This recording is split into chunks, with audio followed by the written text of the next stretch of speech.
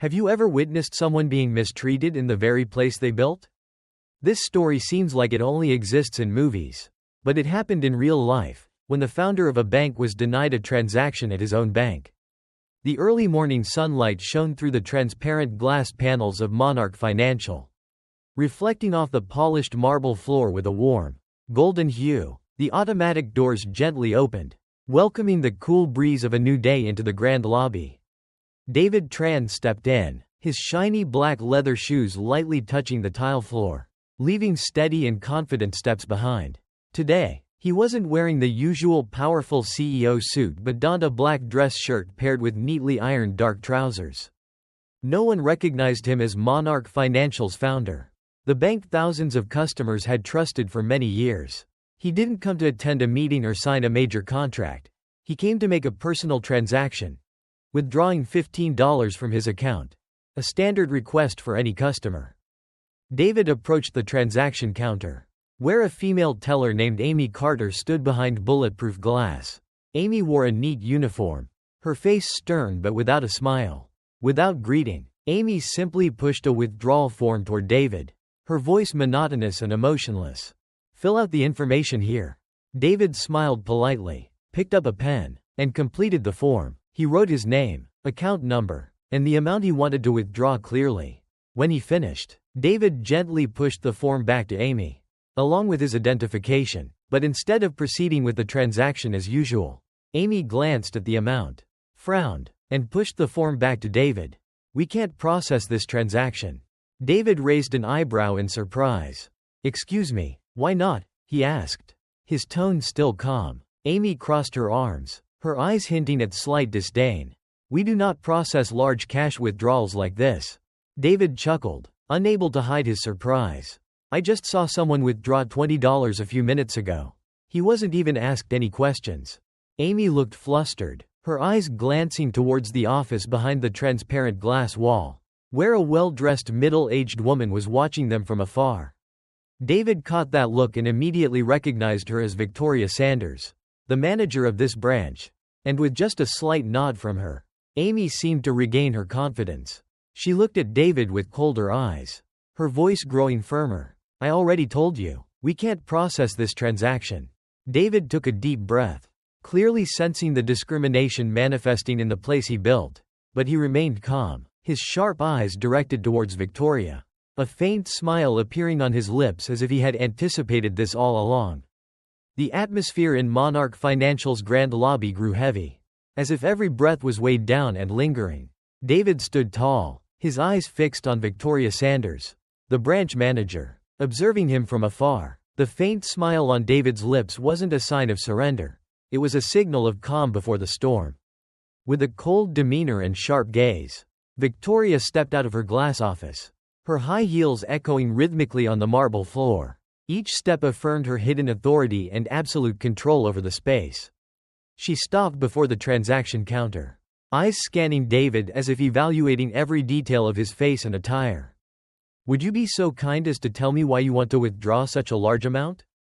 Her voice was steady but carried a hint of challenge. David responded calmly, "This is my account. I just want to withdraw my own money." Victoria smirked, her eyes gleaming with subtle meaning. "At Monarch, we have stringent security protocols, especially with large transactions like this. I hope you understand." David didn't break eye contact, and the smile on his face was still intact, as if he had been waiting for this. "So, do I need to complete any additional procedures?" Victoria tilted her head slightly, her gaze turning sharper. "We need to verify some information regarding your account and recent transactions. It's standard procedure." Her words were emphasized clearly, as if to affirm he did not belong there. David nodded slightly, his eyes never leaving Victoria's face. "All right, if it's standard procedure, I'll wait." He pulled out a chair and sat down, his demeanor calm as if this were just a routine check. Behind the counter, Amy remained standing, her eyes avoiding David's, not daring to look straight at him. The air grew heavier, and customers around began whispering, curious glances directed at David. A middle-aged man shook his head, whispering to the person next to him, "Strange. It's the first time I've seen a bank make it this hard for a customer." David heard it but didn't react. He simply sat there, his sharp eyes observing every movement of those around him. He knew well that this wasn't just about protocol, it was something more profound. The invisible discrimination creeping through the place he once took pride in building. The tension in Monarch Financial's grand lobby continued to rise. Customers began intently watching the transaction counter, where David still sat calmly, his eyes fixed sharply on Victoria. Behind the transparent glass, she whispered something to Amy, her eyes occasionally glancing at David with a calculating look. A few minutes later, Victoria stepped out, holding a stack of documents and a tablet. She approached David, her high heels clicking rhythmically on the marble floor, creating a chilling cadence. She smiled slightly, her smile laced with challenge. "Sir, I need you to confirm some information before proceeding with the transaction. This is a mandatory security requirement." David raised his eyebrow, his voice calm but firm. "I have already provided my identification and filled out the form. If there is an issue, I am willing to cooperate. But I hope this is just standard procedure, not discrimination." David's words made the space even more silent than before. Some nearby customers started murmuring, glued to the increasingly tense conversation. Victoria kept her slight smile, but her eyes sharpened. "Of course, it's just a standard procedure. For large amounts, we must ensure all information matches perfectly." She handed David the tablet and asked him to input his recent transactions and account balance. David took it, his eyes never leaving Victoria's, and filled in the information accurately and swiftly. As soon as he finished, Victoria snatched back the tablet, her eyes scrutinizing the screen. Suddenly, she paused, her eyes briefly filled with confusion before quickly regaining composure. Victoria stammered, her voice losing the confidence it once had. I was just following the bank's security regulations." David shook his head, his voice becoming stronger. "Security regulations? Or discrimination regulations?" The entire bank lobby fell silent, suffocatingly quiet. Michael turned to David, his eyes filled with regret. "Mr. David, I sincerely apologize for this experience. This is not how Monarch Financial operates. And I assure you this will not happen again." David nodded, his sharp gaze still fixed on Victoria. "I hope so, because no one deserves to be treated like this, especially in a place where fairness and transparency should always come first." After the tense confrontation, the atmosphere at Monarch Financial had yet to return to normal. Curious glances and hushed whispers spread across the offices. The incident between David and Victoria quickly reached the upper management. Michael Anderson, the chief operating officer of Monarch Financial, immediately convened an emergency meeting, including Robert Hayes, the chairman of the board, and key members. In a luxurious meeting room with transparent glass walls offering a panoramic view of the city, everyone fell silent as David walked in. He was no longer the ordinary customer denied a transaction. He entered with a dignified demeanor, sharp eyes, and a confident smile. Michael began, his tone cautious but resolute. "Mr. David, we have thoroughly reviewed the video footage of the incident. It appears that discrimination did occur at the branch this morning." David nodded, his eyes never leaving Michael.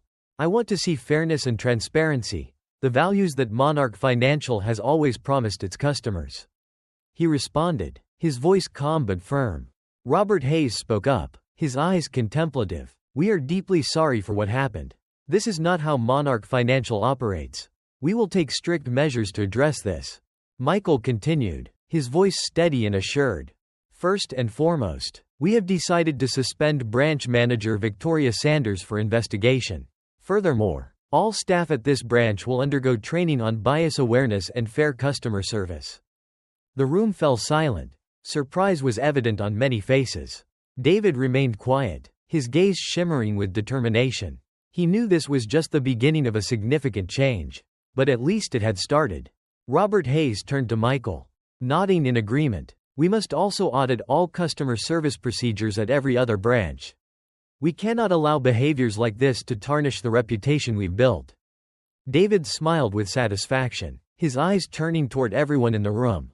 "I will personally oversee this process. I want to ensure that every customer to Monarch Financial is treated with respect and fairness." The meeting concluded with firm handshakes and strong commitments to reform. David stepped out of the room, the afternoon sunlight casting his resolute figure onto the polished marble floor. For him, this wasn't just a small battle but the beginning of a true transformation at Monarch Financial. The next morning, sunlight streamed through the large glass windows of Monarch Financial's main building, illuminating the grand lobby. News of yesterday's incident had spread quickly. Curious glances and hushed whispers were exchanged among staff and customers. No one expected that the man who denied a transaction was, in fact, the founder of the bank. At 9 a.m., an emergency meeting was held in the large conference room. Michael Anderson, the chief operating officer, opened the meeting with a serious tone. "Ladies and gentlemen, yesterday's incident at the branch is a wake-up call for all of us. We need to change." David appeared calm, his sharp gaze sweeping everyone in the meeting room. He spoke, his voice deep and powerful. "I cannot accept discrimination happening in a place where we pride ourselves on fairness and transparency. I want to see change, and it has to start right now." The room fell silent. Everyone could feel the determination in his words. Michael nodded, signaling his assistant to bring in a thick stack of documents. Neatly placed in front of everyone, he began presenting the reform plan. "We will implement a bias awareness training program for all staff across all branches. Any form of discrimination, no matter how minor, will be strictly addressed." David did not take his eyes off the documents. Nodding in approval. "It doesn't stop there," he continued. "I want transparent supervision. Every branch will be regularly audited for service quality. I want every customer to be treated fairly, no matter who they are." Nods of agreement spread across the room. The atmosphere grew more serious. Everyone realized this was not just empty promises but a real commitment. Robert Hayes, the chairman of the board, spoke up, his voice strong. "I completely agree. Monarch Financial will not just be a place for transactions but a symbol of trust and fairness. We will prove that every customer deserves respect." The meeting ended with determined handshakes. As everyone left, David remained, his gaze fixed through the transparent glass walls. Overlooking the bustling city, he took a deep breath, as if to affirm to himself that this change was necessary and would be carried out to the end. David turned, stepping out of the meeting room, his stride confident and firm. Outside, staff quietly observed him, admiration and trust evident in their eyes. They knew Monarch Financial was about to enter a new chapter of fairness, transparency, and no prejudice. The changes at Monarch Financial did not stop at mere promises in the meeting room. They quickly spread to every branch and every transaction counter. Bias awareness training sessions, communication skills workshops, and customer service improvement programs were implemented throughout the system. Employees were taught to respect every customer, regardless of status, skin color, or attire. The atmosphere at the branches became friendlier and more professional. Every welcoming smile and handshake exuded sincerity. Before long, customers began to notice apparent differences. The suspicious glances were replaced with trust. Unnecessary procedures were eliminated. Everyone was treated equally, whether a successful businessman or an ordinary worker. They no longer had to endure scrutinizing looks or unreasonable questions when making transactions. For David, this was not only a change in service but also a strong affirmation of the core values he had built since the inception of Monarch Financial. He would not allow anyone, whether a longtime employee or a senior manager, to go against the principles of fairness he had always pursued. Every branch had to reflect this spirit, a place where everyone was welcomed and respected.